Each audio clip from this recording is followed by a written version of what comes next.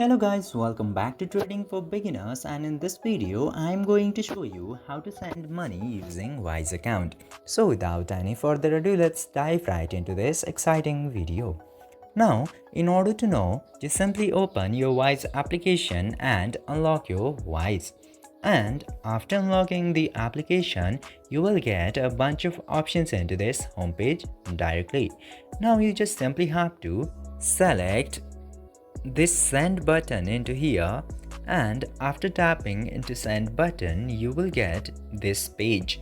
Now you just simply have to select the amount that you would like to send, and you can also select the currency by tapping into the drop down currency of the receiver. And after doing that you will have to select the paying method. For example, I can change the bank transfer by tapping to change button and select debit card, credit card and Swift transfer. Just simply select any of the suitable option, and after that tap to continue. You have to find the receiver by searching the name, email or username and also the phone number.